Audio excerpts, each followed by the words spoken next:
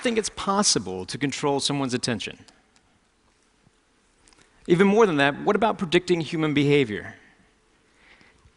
I think those are interesting ideas if you could. I mean, for me, that'd be the perfect superpower. Actually, kind of an evil way of approaching it. But for myself, in the past, I've spent the last 20 years studying human behavior from a rather unorthodox way, picking pockets.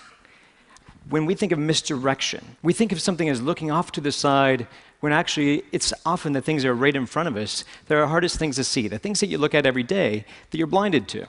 For example, how many of you still have your cell phones on you right now? Great. Double check, make sure you still have them on you. I was doing some shopping beforehand. Now, you've looked at them probably a few times today, but I'm going to ask you a question about them. Without looking at your cell phone directly yet, can you remember the icon in the bottom right corner? Bring them out, check, and see how accurate you were. How'd you do? Show of hands, did we get it? Now that you're done looking at those, close them down, because every phone has something in common. No matter how you organize the icons, you still have a clock on the front. So without looking at your phone, what time was it? You just looked at your clock, right? It's an interesting idea. Now I'll ask you to take that a step further with a game of trust. Close your eyes.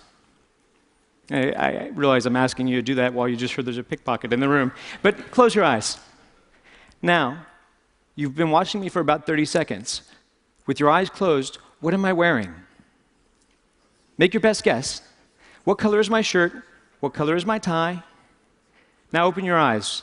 By show of hands, were you right? It's interesting, isn't it? Some of us are a little bit more perceptive than others. It seems that way. But I have a different theory about that model of attention. They have fancy models of attention, Posner's trendy model of attention. For me, I like to think of it very simple, like a surveillance system. It's kind of like you have all these fancy sensories, and inside your brain is a little security guard. For me, I like to call him Frank. So Frank is sitting at a desk. He's got all sorts of cool information in front of him, high-tech equipment. He's got cameras. He's got a little phone that he can pick up, listen to the ears, all these senses, all these perceptions. But attention is what steers your perceptions, is what controls your reality. It's the gateway to the mind. If you don't attend to something, you can't be aware of it. But ironically, you can attend to something without being aware of it. That's why there's the cocktail effect. When you're in a party, you're having conversations with someone, and yet you can recognize your name, and you didn't even realize you were listening to that. Now, for my job, I have to play with techniques to exploit this, to play with your attention as a limited resource. So if I could control how you spend your attention, if I could maybe steal your attention through a distraction. Now, instead of doing it like misdirection and throwing off to the side, instead what I choose to focus on is Frank, to be able to play with the Frank inside your head, your little security guard, and get you, instead of focusing on your external senses, just to go internal for a second. So if I ask you to access a memory, like, what is that? What just happened? Do you have a wallet? Do you have an American Express in your wallet? And when I do that, your Frank turns around.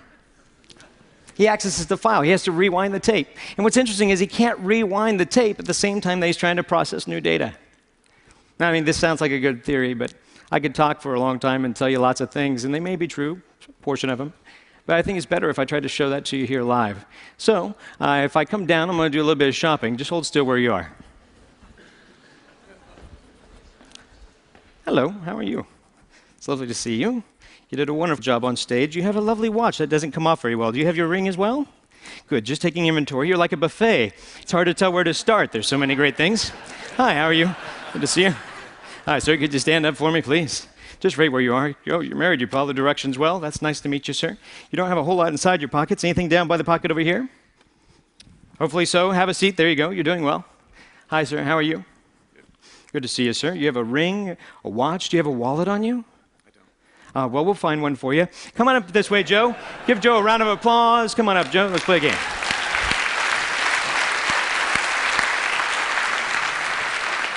Pardon me. Don't think that I need this clicker anymore. You can have that. Thank you very much. Appreciate that. Come on up to the stage, Joe. Let's play a little game. Now, do you have anything in your front pockets? Money. All right, let's try that. Can you stand right over this way for me?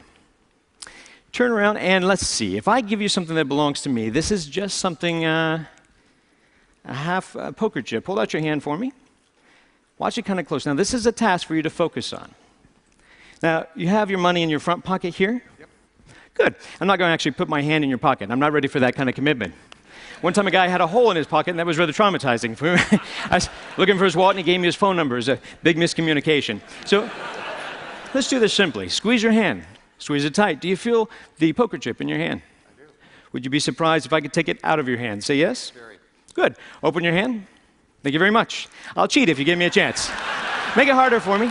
Just use your hand. Grab my wrist, but squeeze. Squeeze firm. Did you see it go? No.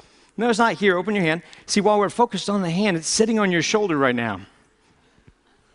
Go ahead and take it off. Now, let's try that again. Hold your hand out flat. Open it up all the way. Put your hand up a little bit higher, but watch it close there, Joe. See, if I did it slowly, it'd be back on your shoulder.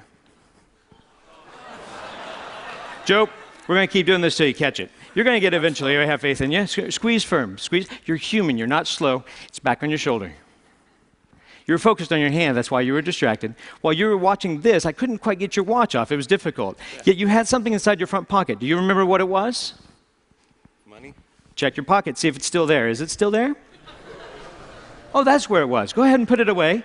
We're just shopping. This trick's more about the timing, really. I'm going to try to push it inside your hand. Put your other hand on top for me, would you? It's amazingly obvious now, isn't it? It looks a lot like the watch I was wearing, doesn't it? That's pretty good. That's pretty good. Oh, thanks.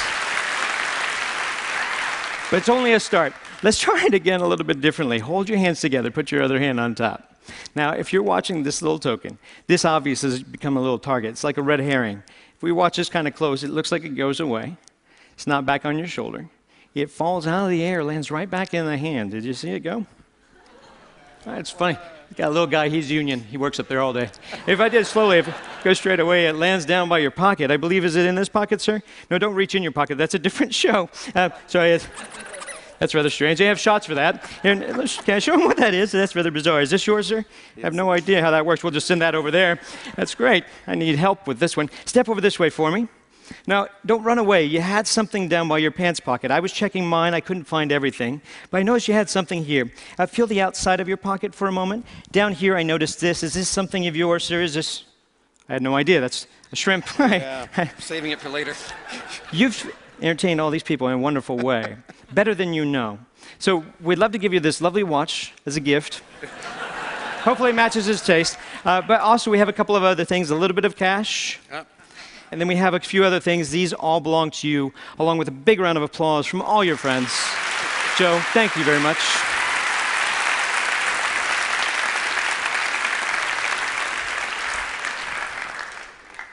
So, same question I asked you before, but this time you don't have to close your eyes. What am I wearing?